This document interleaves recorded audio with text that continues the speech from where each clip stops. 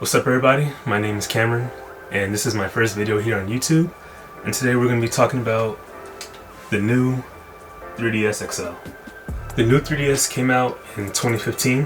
Nintendo basically made a new DS because the old DS system wasn't fast at loading games and basically some of the games would lag. So games like Smash Bros wouldn't really run right.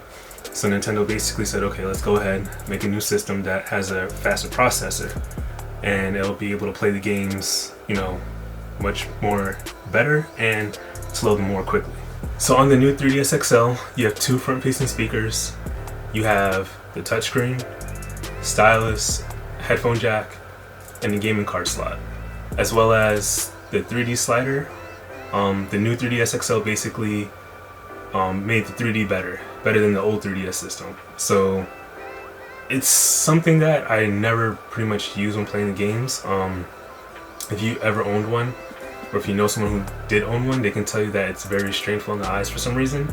And even back then, Nintendo said recommended for not kids 7 or under to go ahead and use the 3D feature because it would mess up their eyes and their development. So this came out in a time where 3D was big. So I mean, if you want to use it, you don't have to, but it's there. Also on the system has a front-facing camera. It's nothing spectacular. It's just a camera, and on the back you have another camera, and then you have two cameras. One of the cameras are basically used for the 3D function on here. In the box it had cards, so you basically put the cards down, and I forgot what program it was on here, but basically you look through the screen of the Nintendo 3DS and you would see the 3D animations, something like augmented reality on like the iPhones and the Android phones that you can use.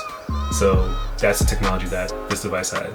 So you might be asking, why would someone want to go ahead and buy a new Nintendo 3DS XL when you have the Switch Lite that's basically $250? Basically that's one of the reasons why. I mean, it's an expensive gaming system, it's $250, and plus the games for that system is $60 each, so you'll be spending a lot of money.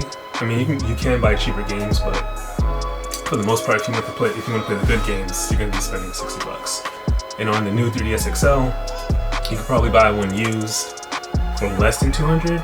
It retails for $200, and then the other one, the 2DS XL, that came out I think in 2017, that retails for about, I want to say $150, if I'm right, or $170. I'm not totally sure.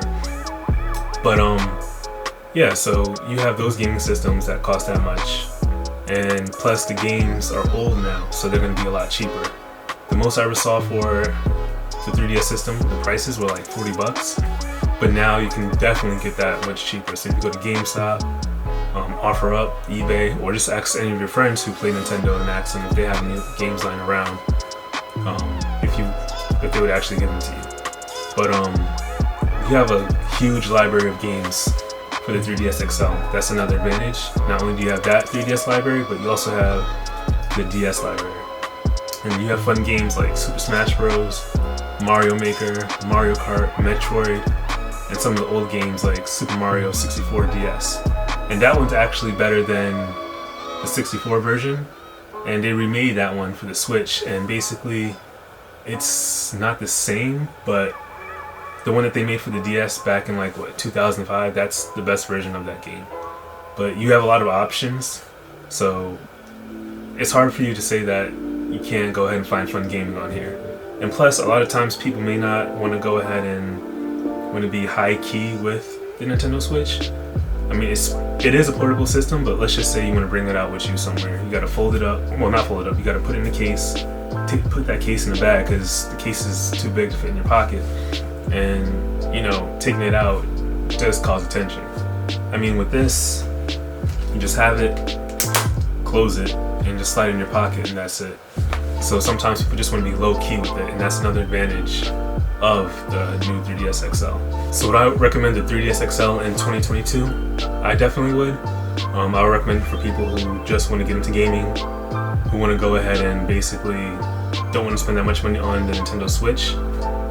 People who have a long lunch break, people who have a long commute to work or to school, the 3DS can definitely kill that time for you. Like I said, you have a huge library of games, the 3DS library, the DS library, and you also have the virtual console library.